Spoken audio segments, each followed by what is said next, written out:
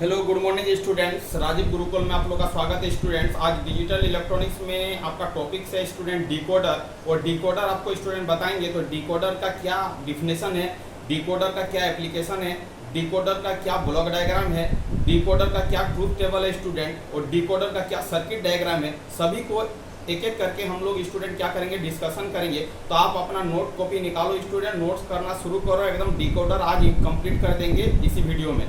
अब देखो स्टूडेंट्स, सबसे पहले समझते हैं डिकोडर किसको बोलते हैं। तो decoder is a logic circuit, एक लॉजिक सर्किट है that convert N n bit binary input code. मतलब n bit binary input code को आपको क्या करेगा स्टूडेंट, कन्वर्ट करेगा इनटू 2 के पावर n आउटपुट लाइन। मतलब n बिट का यदि इनपुट रहेगा स्टूडेंट तो 2 के पावर n लाइन आउटपुट में क्या करेगा, कन्वर्ट करेगा। उसी को क्या बोलेंगे स्टूडेंट, डिकोडर बोलेंगे। ये आपका कैसा सर्किट है स्टूडेंट, कॉम्बिनेशनल सर्किट है।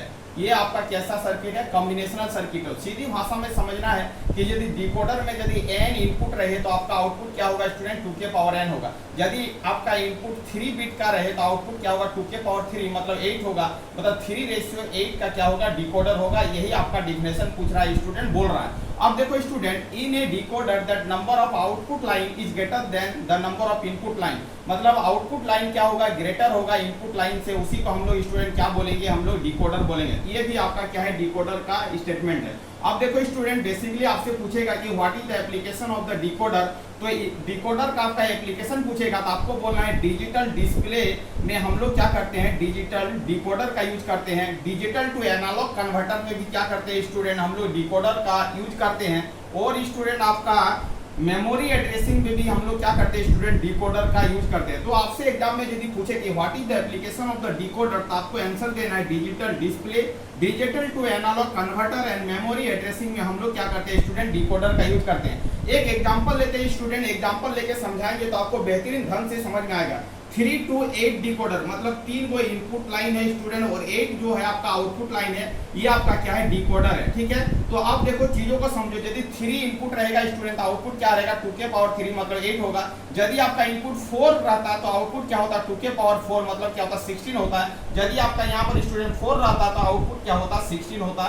इसी कॉन्सेप्ट को लेके हम लोग क्या करेंगे स्टूडेंट, आगे की ओर बढ़ेंगे। अब देखो इनपुट है, ये आपका आउटपुट है। इनपुट और आउटपुट का टेबल को कैसे डिजाइन करेंगे स्टूडेंट, आप समझने का कोशिश करो स्टूडेंट। हम 3 इनपुट लिए हैं तो 3 इनपुट को लिख सकते हैं स्टूडेंट, 0 से लेके कहां तक लिख सकते हैं, 7 तक लिख सकते हैं। हमने आपका 0 से लेके 7 तक क्या किया, रिप्रेजेंट किया है। अब देखो पहला यदि कंडीशन आपका 0 0 0 रहे, मतलब तीनों इनपुट आपका स्टूडेंट 0 रहे तो आपका जो सिलेक्शन होगा वो आपका D0 सिलेक्शन होगा। इसका मतलब D1 D0 क्या होगा स्टूडेंट, 1 होगा। बाद बाकी सभी जो आउटपुट होगा वो क्या होगा, 0 होगा।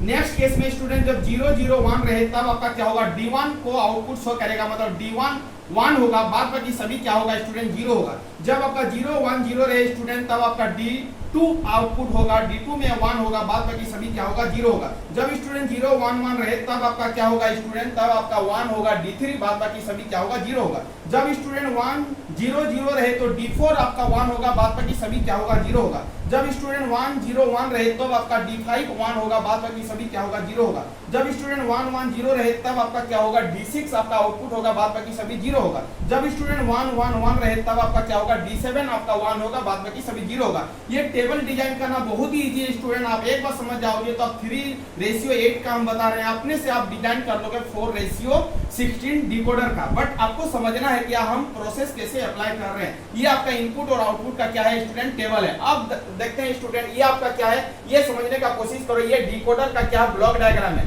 ब्लॉक डायग्राम किसका स्टूडेंट, 3:8 डिकोडर का क्या है, ब्लॉक डायग्राम है। अब देखो यहाँ पर 3 इनपुट है तो आउटपुट कितना होगा स्टूडेंट, 8 होगा। तो output D0 D1 D2 D3 D4 D5 D6 और D7 होगा स्टूडेंट। अब समझने का कोशिश करो स्टूडेंट, जब ये तीनों बिट 0 0 होगा, जब ये भी 0 ये भी 0 और ये भी 0, तब आपको स्टूडेंट जो सिलेक्शन होगा वो क्या होगा, D0 होगा। तो D0 जब सिलेक्शन होगा तो D0 का आउटपुट को जब लिखेंगे तो क्या होगा, A कंप्लीमेंट B कंप्लीमेंट और क्या होगा, C कंप्लीमेंट होगा। उसी कंडीशन में आपका क्या होगा स्टूडेंट, D0 का सिलेक्शन होगा। दूसरा कंडीशन एग्जांपल बता रहे हैं स्टूडेंट, जब आपका क्या हो, जब आपका ये आपका क्या हो 0 हो, ये आपका 0 हो स्टूडेंट और ये आपका 1 हो, तब जाके आपका स्टूडेंट क्या होगा, तब आपका D1 सिलेक्शन होगा। इसका मतलब D1 के जगह पर क्या लिखेंगे, A कंप्लीमेंट, B कंप्लीमेंट और C लिखेंगे। इसी तरह करके हम लोग क्या लिखेंगे स्टूडेंट, आउटपुट का टेबल को लिखेंगे। तो आउटपुट का टेबल को यहीं से लिख लेंगे। जब आपका D0 रहेगा तब आपका D0 जब 1 हो रहा तो इनपुट क्या A complement, B complement, C complement है। जब D1 1 हो रहा तो उस कंडीशन में इनपुट क्या A complement, B complement, C है।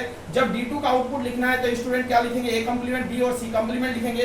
D3 का आउटपुट लिखना है तो A कंप्लीमेंट, B और C लिखेंगे स्टूडेंट। D4 का लिखना है तो A B complement, C complement लिखेंगे स्टूडेंट। D5 का लिखना है तो क्या लिखेंगे, A B कंप्लीमेंट, C लिखेंगे। और D6 का लिखना है student A B C complement लिखेंगे। और D7 लिखना होगा तो क्या लिखेंगे, A B और C लिखेंगे। उसी कंडीशन को हम लोग देखते हुए स्टूडेंट यहाँ पर क्या किए हैं, आउटपुट का डिकोडर का आउटपुट को लिखे हैं। कोई दिक्कतदारी नहीं है, एकदम इजी है, आप समझ जाओगे, इजी भाषा में लिखें। अब देखो student, logic diagram of 3:8 decoder. Logic diagram कैसे बनाओगे, अब देखो ये आपका ए लाइन है तो सीधे वाला ए लाइन है, यहाँ पर नॉट गेट लगा के ए कंप्लीमेंट लाइन खींचे हैं। यहाँ बी लाइन है, ये बी कंप्लीमेंट है, नॉट गेट लगा, ये सी लाइन है, वो सी कंप्लीमेंट है। एक चीज को समझाते हैं स्टूडेंट, ऑटोमेटिकली सभी चीज आपको समझ में आ जाएगा।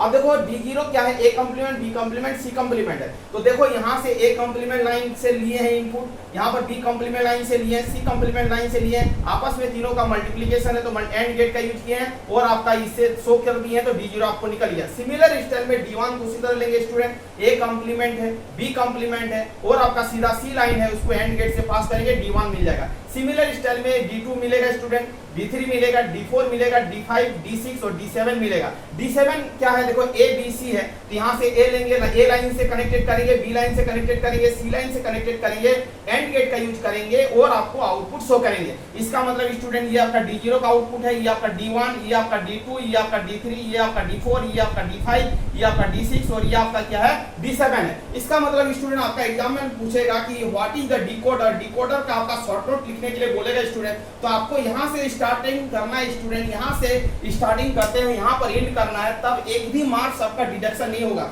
डिकोडर में जितना भी लिखना था हम सब चीज को कन्वर्ट कर दिए, सब चीज को लिख डाले हैं स्टूडेंट। तो आपको क्या करना है, यहाँ से लेके यहाँ तक नोट्स बना लेना है। तो यहाँ से यहाँ तक नोट्स बना लोगे तो डिकोडर क्या हो जाएगा, कंप्लीट हो जाएगा। अब स्टूडेंट आपका एक एग्जांपल, आपका एक होमवर्क रहेगा, आप अपने से डिजाइन करोगे 3:16 डिकोडर, सॉरी 4:16 डिकोडर को अपने से बनाओगे कि उसका आपका इनपुट आउटपुट टेबल क्या होगा, उसका आपका ब्लॉक डायग्राम क्या होगा, उसका आउटपुट एक्सप्रेशन क्या होगा, उसका लॉजिक डायग्राम क्या होगा, सभी चीज ये आपका LW है। इसको आप करोगे तो आपका क्या हो जाएगा, पूरा कॉन्सेप्ट क्या हो जाएगा, क्लियर हो जाएगा।